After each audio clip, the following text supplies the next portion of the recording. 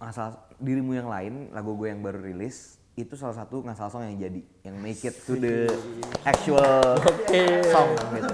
Di ngasal song jadi Yoi. song beneran. Asli. Halo nih, kita Halo. ada kedatangan siapa nih? Farel Hilal. Oh, iya.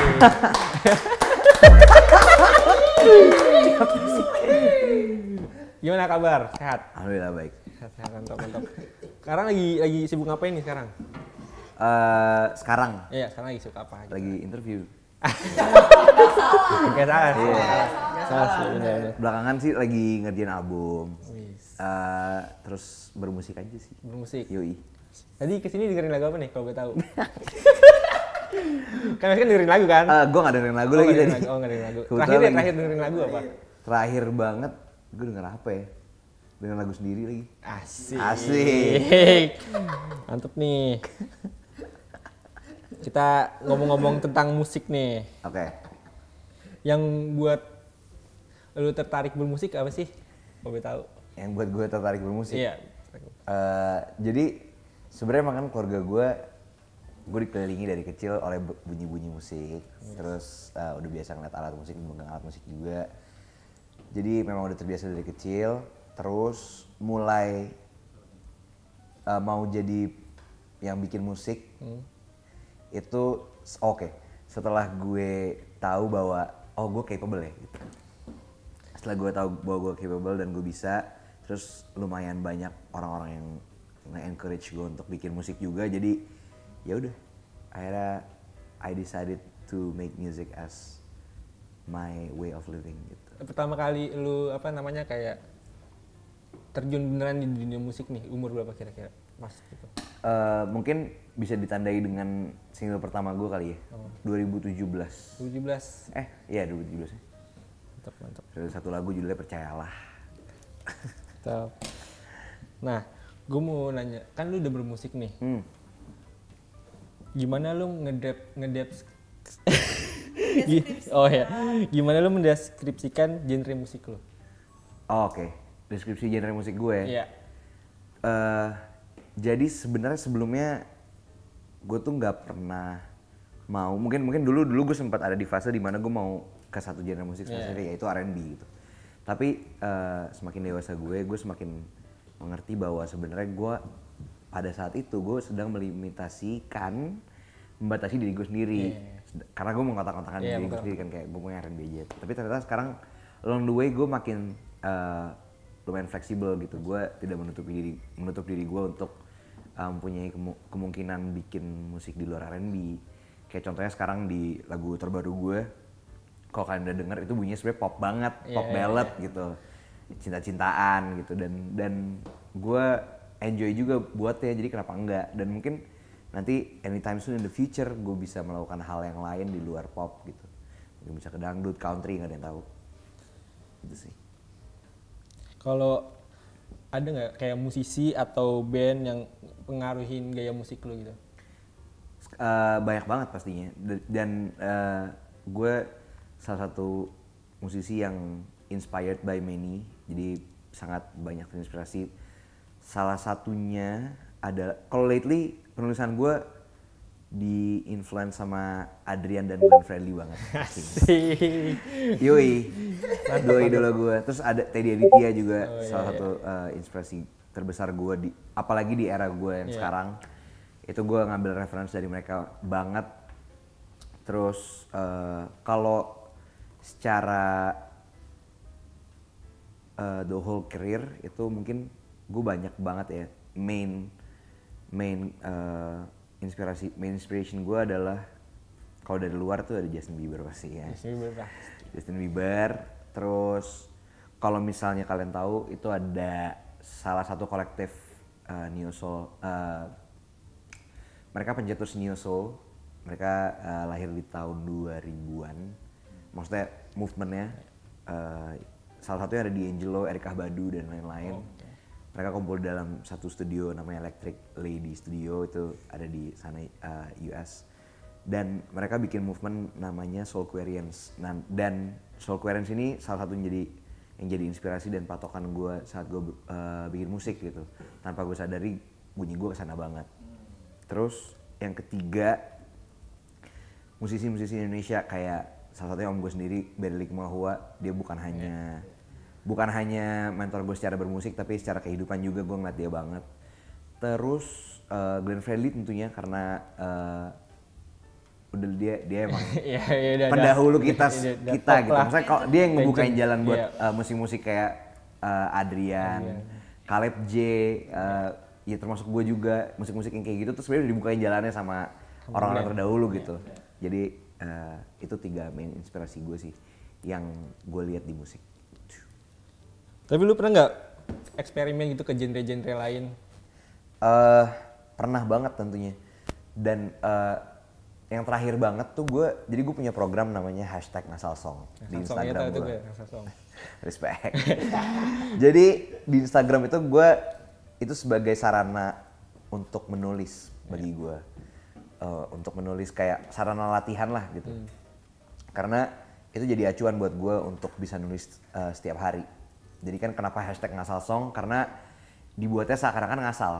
Sebenarnya konsepnya. Padahal itu terkonsep gitu. Kayak gue ada yang ditulis dulu. Terus tapi kenapa gue bilang ngasal? Karena itu based on my keinginan gue aja. Jadi apapun itu yang gue lagi pikirin di kepala gue, itu yang jadi ngasal song pada hari itu juga. Dan gue usahain tuh dalam sehari jadi gitu.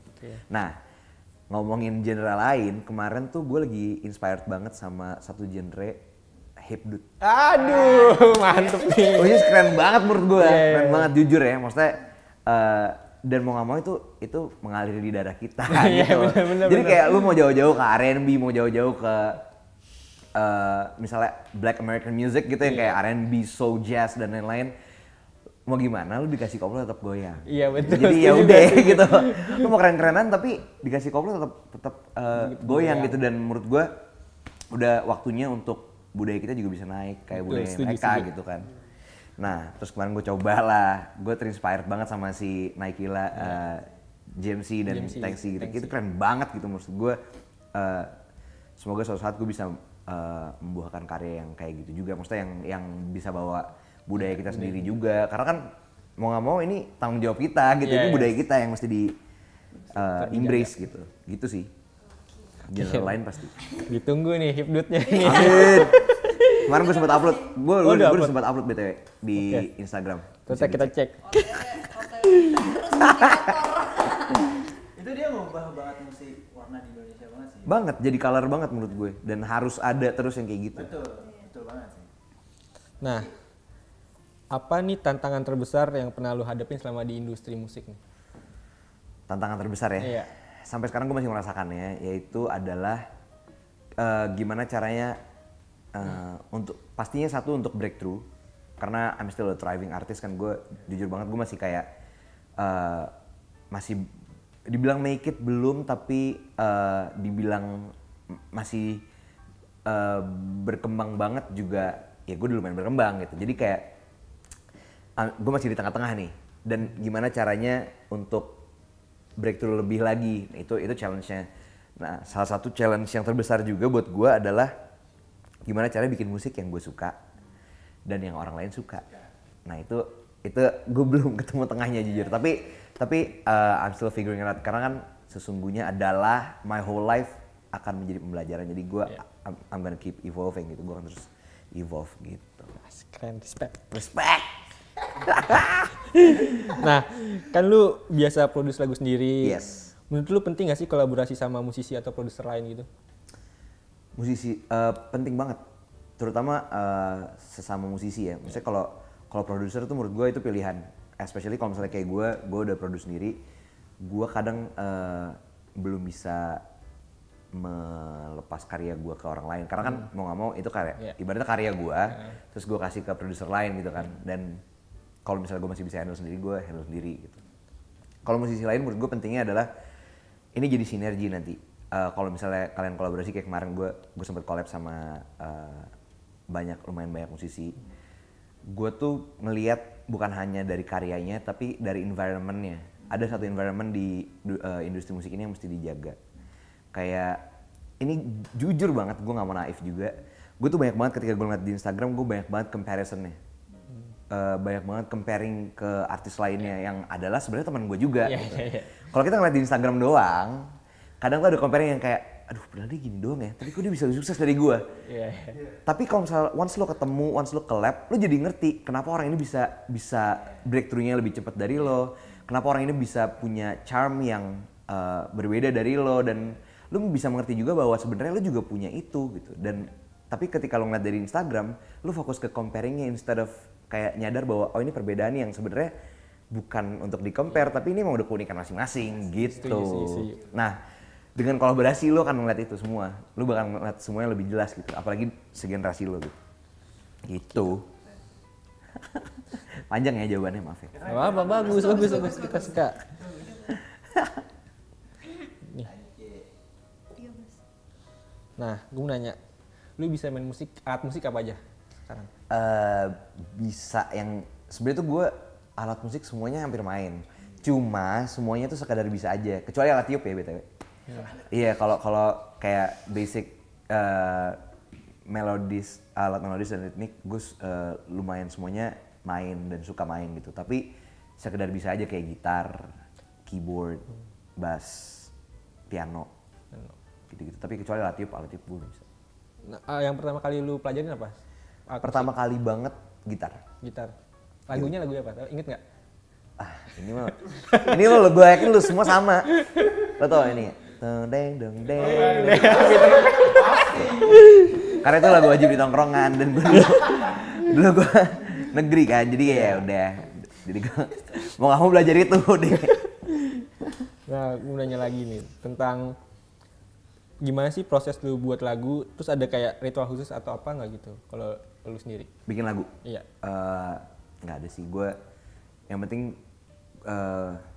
pokoknya yang gue tangkep, itu siapa ya, Mas Yofi Widianto, shout out juga. Kalau nggak salah dia bilang kalau misalnya keluar dari hati pasti masuknya ke hati juga. Oh. Itu doang sih yang gue paling sering inget kalau misalnya gue lagi mau bikin lagu. Jadi kalau misalnya once itu udah terlalu substansial banget, udah kayak terlalu apa ya, jadi gue overthinking banget, berarti gue lagi nggak mood bikin lagu. Jadi gue mending nggak usah dulu, gue break dulu. Tapi itu lagu-lagu lu tuh biasanya pengalaman pribadi kah atau apa? Lagu tergantung sih. Tergantung. Kadang ada yang dari cerita teman, kadang ada yang kayak cerita sendiri. Terus kadang juga ada juga yang kayak gue denger lagu orang, terus kayak ih kayaknya kalau gue bikin lagu topiknya kayak gini asik ya gitu. Tapi dari ngasal song tuh pernah lo bikin lagu? Ngasal dirimu yang lain, lagu gue yang baru rilis, itu salah satu ngasal song yang jadi, yang make it to the actual song gitu. Di ngasal song jadi Yoi. song beneran. Asli. Nah, gue nanya lagi. Momen yang paling berkesan dalam lu berkarir di dunia musik? Momen yang paling berkesan ya? Iya. Terlalu banyak sih tapi. Mungkin apa banyak banget lagi, manggung-manggung gitu tuh berkesan banget buat gue. Top 3 deh, top 3. Top 3 ya? Top 3. Anjir. My whole life gue bikin musik lagi. Oke. Mungkin manggung udah pasti berkesan. Iya. Terus kayak sebenarnya sih turning point gue yang kayak tadinya gue bikin musik buat apa, Iya. tapi ternyata gue menemukan bukan ini sebenarnya, tapi ini gitu. Iya. Jadi ada satu momen di mana gue merasa gue menemukan visi yang asli untuk bikin musik. Kenapa gue bikin musik? Kenapa gue akhirnya main musik gitu untuk kehidupan gue? Karena gue menyadari bahwa pokoknya gue ngobrol sama om gue juga waktu itu, yang sekali lagi gue ulangi, dia bukan hanya mentor bermusik gue tapi mentor dalam kehidupan juga.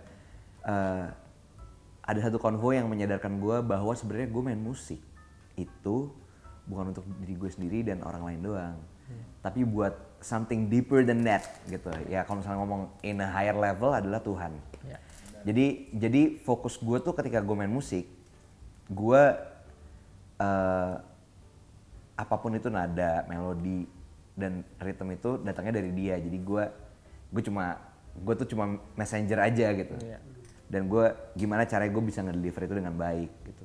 Dan nggak perlu dengan lagu rohani atau lagu yang membangkitkan semangat terus ya, maksudnya even when you're doing simple song yang kayak gue punya lagu di selatan Jakarta gitu. Itu pun when you're making people happy, it means lo ngasih ilham yang message dari Tuhan ke lo untuk kayak, lo bikin orang-orang happy ya dengan musik lo gitu. Jadi kayak ya udah, dengan lagu cinta pun lo bisa nyampein message sebenarnya. Gitu. Nah, lu tuh tipe yang bikin lirik dulu atau melodinya dulu? Lirik, ya kan lirik dulu. Mostly melodi dulu karena biasanya gue suka humming kan, misalnya gue lagi naik motor atau di jalan gitu. Terus gue rekam di voice note dulu. Nanti pas nyampe rumah baru gue masukin ke DAW. Terus gue bikin gitu. Nah, jadi melodi dulu mostly. Pernah nggak lu ngalamin apa nih namanya? Writer's block. Iya. Writer's block. Writer's block. Ya. Paling lama. Sering banget. Paling lama berapa lama dan gimana cara ngatasinnya? Writer's block gue tuh sebenarnya sering banget, lumayan sering. Apalagi belakangan ini karena gue semakin banyak concernnya tentang yang tadi gue bilang, gue pengen nyimbangin musik yang gue suka dan yang orang suka gitu. Tapi lagi-lagi gue pikir gue kan juga orang ya, gue bagian dari masyarakat gitu, jadi cara mengatasi writer's block gue adalah untuk semakin careless semakin gue nggak perlu mikir gue menulis apa gitu. Jadi gue harus careless aja, harus kayak ya udah sampein aja apa yang mau gue sampein. Nah, lagu apa yang lu ciptain sendiri dan menjadi lagu favorit? Mungkin belum rilis kali lagunya ya. Belum rilis? Iya. Aduh. Kalau yang gue ciptain tuh sebenarnya yang favorit gue yang kalau yang udah rilis, kayaknya favorite gue adalah so far album gue yang 4090. Itu yang album gue yang mini album gue yang pertama. Ada judul lagunya 2020. Itu bagus, itu lumayan buat gue berkesan banget karena banyak cerita di balik itu dan orang-orang yang ngebantu juga spesial banget. Ada nggak artwork lagu lo yang paling bermakna buat lo? Artwork, oke. Artwork gue yang bermakna banget buat gue, sebenarnya Stargazing sih. Si lagu pertama gue tuh yang bikin temen SMA gue, dan sebenarnya lagu itu secara keseluruhan lagu itu berkesan banget buat gue karena itu merupakan salah satu breakthrough gue di musik juga. Dengan adanya lagu itu, gue tuh mencapai berapa million streams gitu deh di Spotify. Terus iya gue bersyukur itu bisa nyampe kayak gitu. Terus artworknya itu gue terinspirasi dari albumnya Bruno Major yang A Song for Every Moon gitu. Dan itu gue suka banget artworknya yang dia bikin. Shout out to Rafa, temen gue. Keren Rafa. Gokil. Nah, kan lu sering manggung nih. Ada nggak sih lu punya riders unik gitu? Riders gue gitu? Enggak sih, riders gue simple banget aja. Yang penting ada air putih, makan, minum, terus kayak ya udah. Simple aja pokoknya. Simple aja. Nggak harus kayak misalnya ayam ini. Iya. Oh enggak. Gue Sejadah. enggak sih, mungkin kalau sekarang belum. Nanti kalau misalnya gue udah terkenal banget. Apa kira-kira lu punya apa? Pengennya apa ya? apa? Macan putih kali. Jangan dong, jangan. Terus minumannya? Hah? Minumannya apa nih? Amer aja. Enggak lah, gila. Air putih. Enggak lah anjir. I don't drink, guys. Lu ada ini nggak pesan yang bisa sampein buat orang-orang yang mau terjun di dunia musik gitu? Posisinya juga lagi kayak lu nih. Oh, oke. Atau di bawah juga nggak apa-apa. Iya. Karena lu baru mau beli. Jangan. salah. Enggak maksudnya. Enggak, kalau mau terjun di musik tuh apa ya pesannya? Gue juga ini sih belum ada di tahap yang bisa ngasih advice. Cuman kalau gue bisa bilang itu nggak bakal mudah. Tapi kalau ini yang satu hal yang gue sadarin sih dari kemarin, nggak ada musisi yang gagal, ada yang berhenti. Gitu. Jadi kalau misalnya emang lu mau terjun musik, mending sekalian dan jangan setengah-setengah gitu. Itu aja. Ya. Iya. Nah, tahun ini nih kira-kira ada berapa project nih yang bakal lu keluarin? Ada nggak? Kan kemarin udah sempet rilis tuh dirimu yang lain kan tahun ini. Itu jadi awal tahun, rilisan awal tahun gue. Cuma untuk kedepannya kayaknya insya Allah album sih, tapi belum tahu ya. Album. Nah, kita lagi ngerjain aja. Kira-kira album lu berapa lagu yang bakalnya? Belum tahu juga. Belum tahu. Belum tahu. Lebih kayak belum bisa di-spill sih. Ada kan tadi album lo collab sama Iya, ada nggak kalau akan ada. Siap, ditunggu nih. Yoi, thank you. Nah, gue sekarang lanjut ke segmen 2. Nih games. Oke. Nggak games sih sebenarnya, kayak pertanyaan seandainya gitu, kayak seandai-andainya aja. Kita Oke. berandai-andai. Yeah. Seandainya punya kesempatan collab sama musisi siapapun di dunia, mau sama siapa dan genrenya apa? Oke. Gue tuh kemarin habis nonton film bagus banget. Satu Kakak Tujuh Ponakan. Dan ada satu lagu, di film tersebut official soundtracknya tuh dari satu artis yang keren banget menurut gue. Gue udah mengidolakan dia sejak gue pertama kali denger lagu dia yang viral kemarin. Dan ini shout out untuk Kak Sal Priadi. Itu dia rada lain sih ya, jujur deh. Dan gue pengen banget collab sama dia. Gue kemarin baru menyadari bahwa kayak anjir nih orang gila ya. Dan gue kemarin baru ketemu kan. Kemarin gue sempat main di showcase Teddy Aditya, terus ketemu pas-pasan sama dia. Gue starstruck banget. Terus abis itu kayak wah gila sih. Jujur maksudnya gue ngeliat personality-nya dia yang kayak gitu, tapi bisa bikin lagu yang personality dia kan kayak orang biasa. Maksudnya kayak pembawaannya tuh ini banget. Tapi kayak ngelihat dia karya-karya punya dia tuh gue amazed banget gitu. Dan kayaknya dia salah satu musisi yang gue pengen banget collab. Genrenya ada nggak lo kepikiran genre? Gue mau masalah Priadi mau bikin genre apa gitu? Iya, gue kepikiran gue pengen bikin R&B tapi masalah Priadi gitu. Gimana ya? Gue nggak tahu sih. Gue nggak tahu bakal kayak gimana. Cuman nggak tahu. Semoga bisa. Semoga. Suatu saat. Semoga. Nah, seandainya nggak jadi musisi, lu mau jadi apa? Nih, gue tuh kayak gue pengen kalau misalnya di umur gue 4 tahun lalu, gue tuh kepikiran kalau misalnya gue jadi musisi, gue pengen kerja di toko es krim atau jadi kayak bener-bener kayak yang kayak casual aja gitu. Kayak I'm just working, terus gue pulang, mandi, tidur, main HP. Kenapa harus es krim? Ya nggak spesifik ke toko es krim, misalnya kayak atau enggak toko kopi atau apa aja lah pokoknya yang kayak anything casual gitu, maksudnya nggak yang kayak hidup mewah atau hidup showbiz gitu. Bahkan kalau misalnya sekarang kalau misalnya gue bisa jadi musisi tapi nggak megang Instagram dan nggak showbiz, gue mau banget sih. Saya banyak duit gitu. Ada tapinya. Enak sih kalau kayak gitu ya. Nah, seandainya lu jadi alat musik nih, lu mau jadi apa? Gue jadi alat musik ya? Iya. Gini. Gitar gini kan? Gitar. Kenapa gitar? Ntar dulu deh, gue lagi mikir. Kalau piano, apa kalau gitar soalnya dipetik. Asik. Kalau piano dipencet males gue. Kayak annoying lo gitu, kayak ting gitu kan. Males gak sih di piano kayak lo lagi tiduran santai terus kayak ting baca gitu. Gitar sih gue kayaknya. Kalau nggak biola lah, digesek.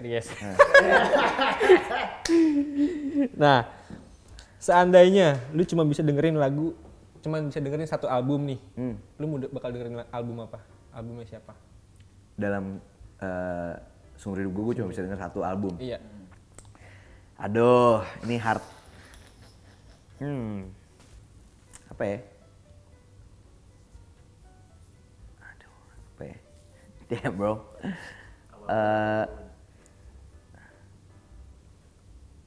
Ntar gue mikir dulu ya.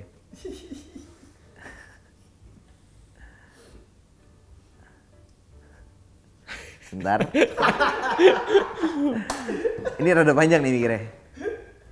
Karena terlalu banyak album yang gue suka. Ya udah, The Classic, Frank Ocean Blondet. Untuk terakhir deh, seandainya hidup lu dijadiin lagu, lu mau kasih judul apa? Seumur hidup gue. Enggak, misalkan hidup lu nih dijadiin lagu, lu mau kasih judul apa? Apa ya? life. Cuma ditranslate ya. Iya, abis kayak ya hidup gue hidup doang sih, kayak gue cuma hidup aja gitu. Hidup. Berarti judulnya hidup tuh. Life.